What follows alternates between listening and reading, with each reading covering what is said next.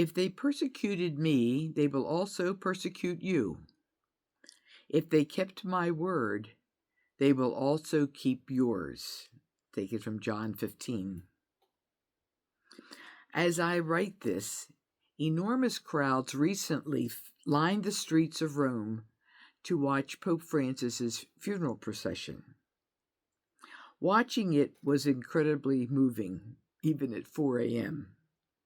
But when the Pope Mobile reached St. Mary Major Basilica, I suddenly understood why Francis had chosen to be buried there. The outside of the church was thronged by migrants, homeless people, prisoners, and members of the trans community.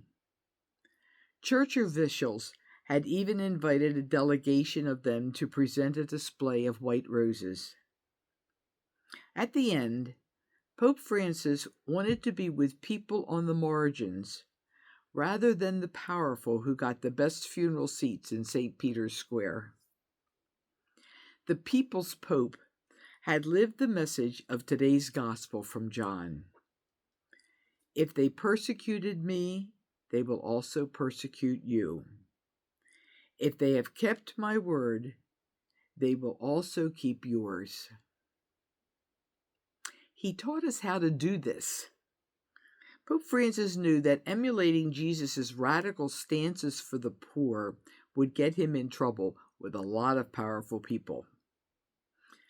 He did so anyway.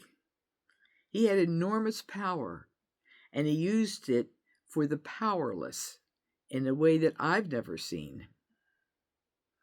Like Jesus, Pope Francis was more than willing to endure criticism, persecution, if you will, from the modern equivalent of the Pharisees, if that was the price for loving people as radically as he believed that God does.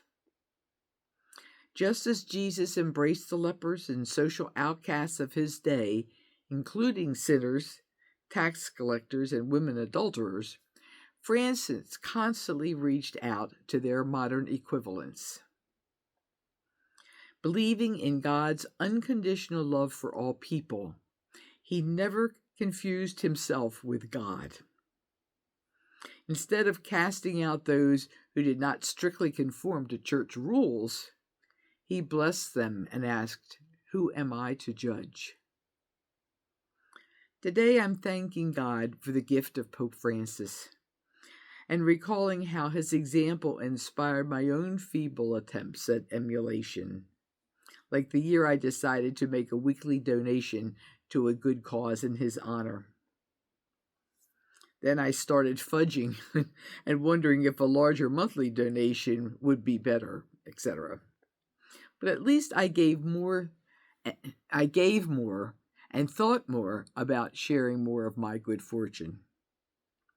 I hope that Pope Francis will continue to goad my conscience when meeting the demands of Jesus to be in solidarity with people on the margins when it seems too hard.